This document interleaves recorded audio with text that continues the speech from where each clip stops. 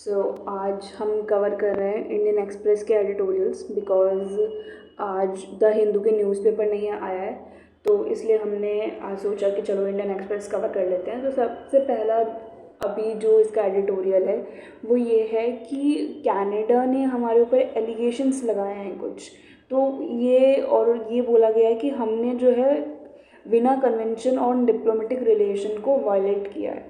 तो इस सिचुएशन क्या थी आपको भी पता है कि ये खालिस्तानी एक्सट्रीमिस्ट था हरदीप सिंह, उनको कैनेडियन सॉइल में उनकी डेथ हो गई है। तो उसके बाद में काफ़ी हंगामा मचा कि हमारा एक इंडियन वहाँ पे था और फिर वहाँ पे ये कनाडा की सरकार ने किया। फिर अब ये एलिगेशन लगा रहे हैं कि उन्होंने किया सो किया, लेकिन हम उनके डिप्लोमेट्स को यहाँ पे हर कुछ उनसे मतलब उनको ना उतनी इम्यूनिटी नहीं प्रोवाइड कर रहे हैं जो कि इम्यूनिटी प्रोवाइड की जाती है। अगर आपको भी पता होगा तो जो भी डिप्लोमेट्स होते हैं उनको एक मतलब एक प्रॉपर उनकी अलग से स्पेस होती है, गेटेड कॉलोनीज़ होती है, तो उस कॉलोनीज़ में बहुत ज़्यादा बैरिकेड्स वगैरह लगाए जाते हैं। तो ये बेसिकली वहाँ पे डिप्लोमेट्स को इतनी सेफ्टी से दिया जाता है। तो अभी कनाडा के एलिगेशंस ये है कि ये सब चीज़ें जो है इंडिया कर रही है इनके साथ। और दूसरी बात ये आती है कि विना कन्वेंशन और डिप्लोमेटिक रिलेशन होता क्या है। तो बेसिकली एक फ्रेमवर्क है जो कि एक तरह से कंडक्ट बताता है कि क्या डिप्लोमेटिक रिलेशन होने हैं दो इंडिपेंडेंट कंट्रीज़ के बीच में। अब ये इसलिए वायलेशन बता रहे हैं क्योंकि एक अच्छे हमारे रिलेशन होने चाहिए, बट अगर हम कैनेडियन जो डिप्लोमेट्स हैं उनको अच्छे से इम्यूनिटी नहीं प्रोवाइड कर रहे हैं तो एक तरीके से हम विना कन्वेंशन को हार्म कर रहे हैं। फिर कनाडा ने बहुत ज़्यादा सीरियस चार्ज हम पे लगाया है, बट फैक्ट ये है कि हमने ना कोई भी इम्यूनिटी कैनेडियन डिप्लोमेट्स की हमने रिवोक नहीं करी है। यहाँ पे लिखा गया है कि Canada charges very serious but not borne out by the facts, India did not revoke the immunity of Canadian diplomats. कुछ भी उन्होंने नहीं किया है। India's demand was communicated to Canada through regular diplomatic channels, और हम रेगुलर उनसे demand कर रहे हैं, उनसे हम रोज़ उनको बोल रहे हैं कि जो खालिस्तानी जो झंडा जो मतलब खालिस्तानी का जो बीज आप कनाडा में जो बो रहा है तो उसको आप थोड़ा सा आप उसको देखें। तो हमारे जो डिप्लोमेट्स हैं वो रेगुलर इस चीज़ का ना टेक केयर कर रहे हैं। और ये भी देखा जा रहा है कि हमने ये बोला कि ठीक है हम इम्यूनिटी ब्रेक कर रहे हैं तो आप अपने डिप्लोमेट्स को बुला लीजिए, बट कनाडा अपने डिप्लोमेट्स को भी नहीं बुला रहा है। तो ये एक तरीके से इंडिया ने ये भी डिक्लेयर कर दिया कि भाई did not declare any of the diplomats unacceptable person, और हमने कोई ऐसा भी नहीं बोला है कि अगर कोई डिप्लोमेट्स आएगा तो अनएक्सेप्टेबल पर्सन है।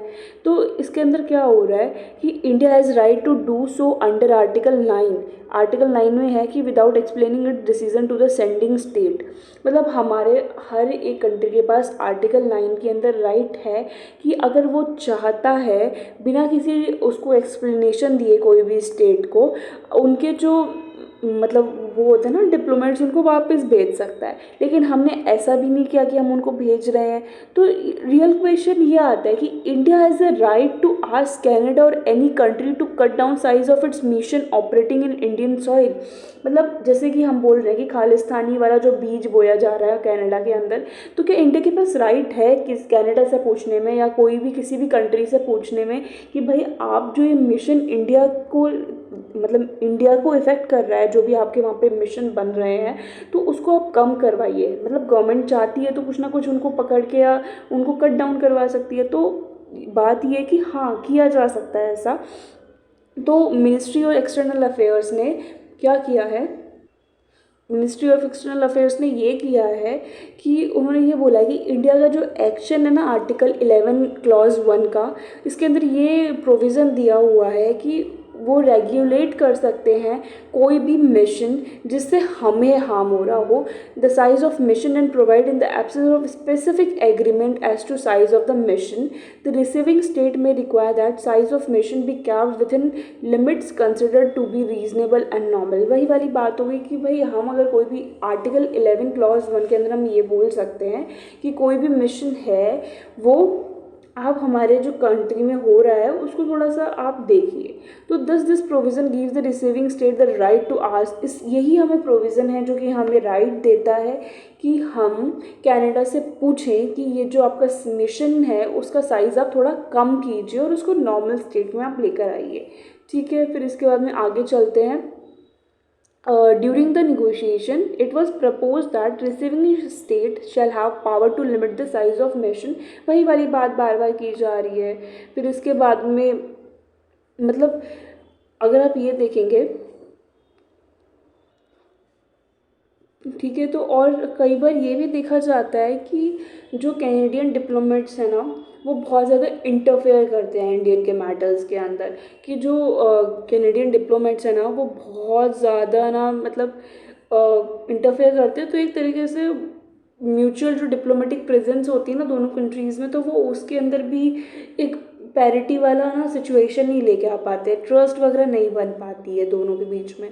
फिर उसी के बारे में एक जज हैं इंटरनेशनल कोर्ट ऑफ जस्टिस के, गेराल्ड फिट्जम्योराइज। तो ये भी बिलीव करते हैं कि कोई since the basic principle is that a receiving state must give its consent. मतलब कोई भी अगर रिसीविंग स्टेट है, जैसे इंडिया है, तो उसको जैसे कोई भी मिशन यहाँ पे होने वाला है, मान लो कुछ भी होगा, तो अगर कनाडा से कोई आ रहा है यहाँ पे मिशन करने, तो हमें पहले उसको अलाउ तो करना है ना कि भाई आप ये कर सकते हैं, बट ऐसा नहीं हो रहा है। तो ये भी एक प्रॉब्लम बता रहे हैं। फिर इसके बाद में इंटरनेशनली ये ऐसा नहीं कि इंडिया ने ही सबसे पहले कनाडा से पूछा हो या कुछ पूछ रहे हो, इससे पहले और भी देश हैं जो कि ये सब चीज़ें कर चुके हैं। ठीक है, जैसे कि हम एग्जांपल देखते हैं कि किन किन ने ये सब कर रखा है। तो जो यूनाइटेड किंगडम है ना, उन्होंने भी इम्पोज किया था एक सीलिंग सोवियत यूनियन मिशन के ऊपर, जो कि यूके में हो रहा था। इसमें ये था कि जो रशियन डिप्लोमेट्स हैं ना, वो बहुत ही इनएडमिसिबल एक्टिविटीज़ में इन्वॉल्व है यूके के। तो उसके अंदर भी इनको फिर उन्होंने भी, यूके ने भी आर्टिकल 11 का ही इस्तेमाल किया था। वैसे ही 1979 में भी ये देखा जा रहा है कि यूनाइटेड स्टेट्स हैं, उन्होंने भी अपनी इस पावर को यूज़ करके ईरानियन डिप्लोमेट्स को जो है उनकी भी पावर को लिमिट किया था वॉशिंगटन के अंदर। और भी मोल्डोवा और एस्टोनिया का भी एग्जाम्पल बताया है।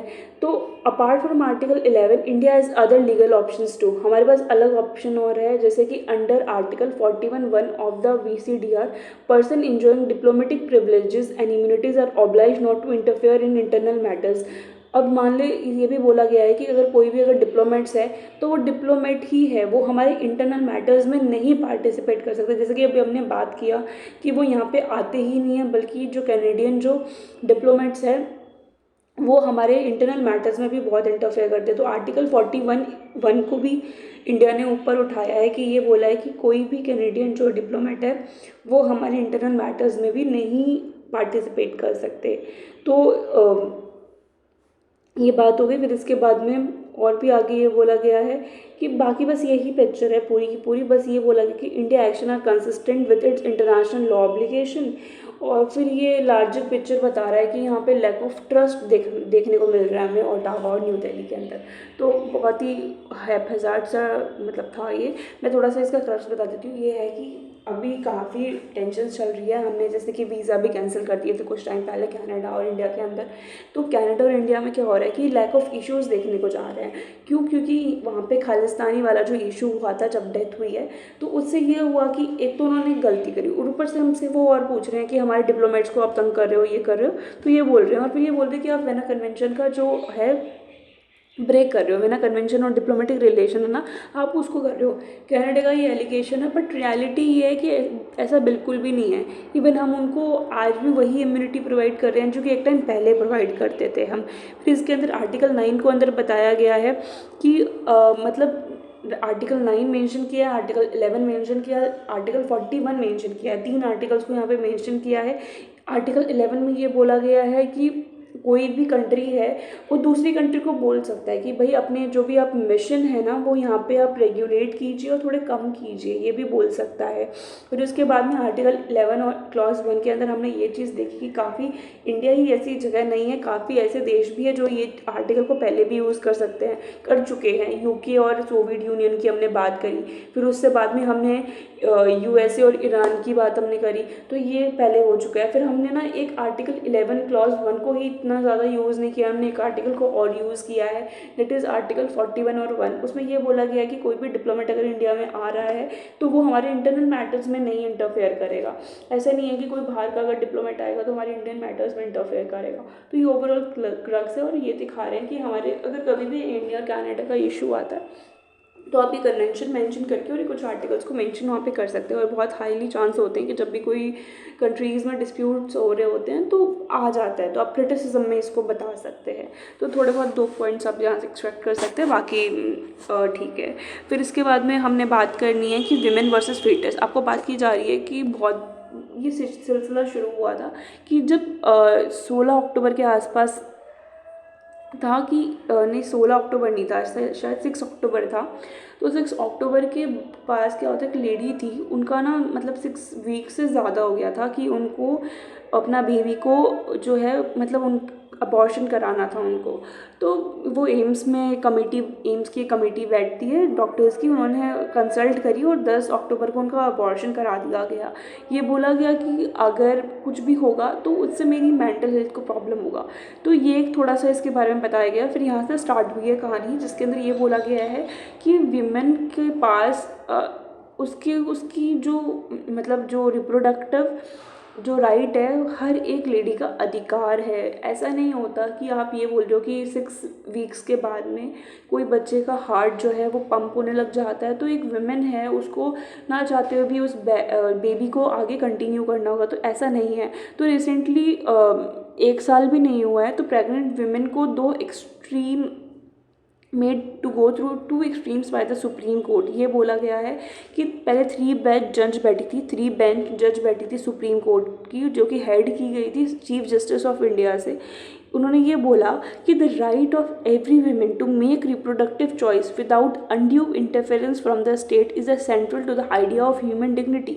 वही वाली बात मैंने बोली कि किसी भी वीमेन के पास राइट है अपनी रिप्रोडक्टिव चॉइस की, और इसमें स्टेट को इंटरफेयर नहीं कर सकता है। फिर 16 अक्टूबर को ये हुआ कि अनदर 3 बेंच जज जो है, जो कि हेड की गई थी सीजीआई के द्वारा, उन्होंने रिफ्यूज़ कर दिया कि विमेन है वो अबॉर्शन में नहीं जा सकती अगर उसको 24 वीक हो चुके हैं। 24 वीक के बाद में वो अबॉर्शन में नहीं जा सकती है। But primacy to the choice, but अभी भी ये बात चल रही है कि यार हमें देना चाहिए बिकॉज इट्स हर राइट। अब जब यूएस में जब एंटी अबॉर्शन एक्टिविस्ट जब थे और कंजर्वेटिव जजेस, मतलब आपको भी पता है कि यूएस में जो है कुछ ही मतलब अबॉर्शन को एकदम ही निगलेक्ट कर दिया गया था। तो उसमें हमने काफ़ी बार ये देखा कि हमारी इंडिया जो है, in India courts have by large not gone into the issue of conflicting rights. मतलब हमारी इंडिया ने उतने कॉन्फ्लिक्टिंग राइट्स हमारे सामने नहीं है, हमारे दिखाए हैं।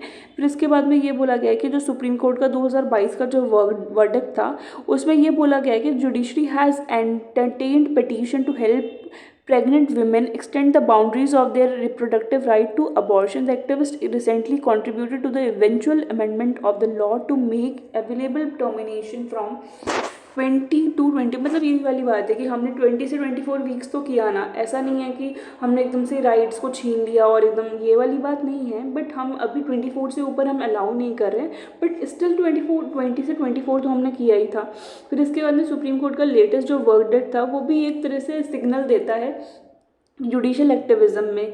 क्यों, कैसे करता है, क्योंकि मतलब सिग्नल देता है कि भाई लिमिट है आपकी जुडिशल एक्टिविज़म की।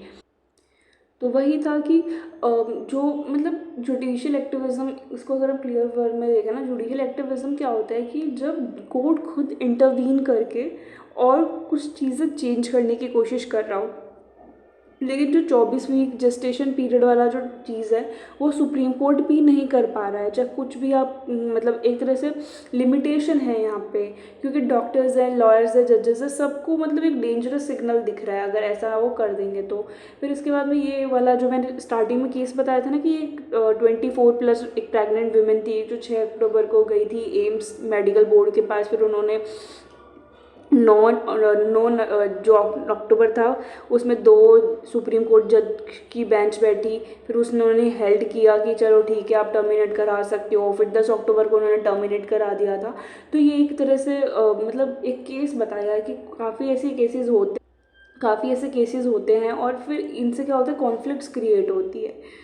बट इसके अंदर ये देखा गया है कि अगर अगर मान लो कोर्ट ने ऐसा नहीं किया तो क्या क्या डेंजर हो सकते हैं। तो बेसिकली पहले सबसे फर्स्ट डेंजर तो यही होगा कि लिमिटेड मेडिकल ओपिनियन होंगे, कि मतलब आप जो हो मतलब आपको आप डिटरमाइन नहीं कर रहे हो, ठीक है। डिटर्मिनेशन जो सेल्फ डिटर्मिनेशन होता है ना, जो प्रेग्नेंट वीमेन का, वो आप नहीं देख रहे हो एक तरह से, उसका आपको कोई ताल्लुक़ नहीं है। फिर दूसरी बात ये होती है कि यार अगर कोई भी लेडी है वो कोई बच्चे को बेयर कर रही है, तो हो सकता है वो अबॉर्शन इसलिए कराना चाहती है क्योंकि फिज़िकली, मेंटली और इमोशनली वो उस कंडीशन में नहीं है कि वो उस चाइल्ड को बियर कर ले। फिर सेकंड डेंजर ये भी बोला जाता है कि यार कि अगर मान लो वो बच्चा बॉर्न हो गया तो वो सर्वाइव कैसे करेगा, ठीक है। तो वो भी एक प्रॉब्लम रहती है। और फिर लास्ट ये भी बोला गया है कि भाई 6 वीक्स के बाद में क्या होने लग जाता है, किसी भी बच्चे का हार्ट जो है वो पंप करने लग जाता है। तो अगर आप ये करोगे तो प्रॉब्लम है, क्योंकि आप एक नए बच्चे को, एक जान को आप मार रहे हो। बट अगर पहले अगर हम देखें यही चीज़, तो यूएस में जब जजमेंट आई थी एंटी अबॉर्शन वाली, तो हमने काफ़ी प्राइड फील किया था कि हम अच्छे राइट्स देते हैं विमेन को, उनके पास डिग्निटी है, ये है।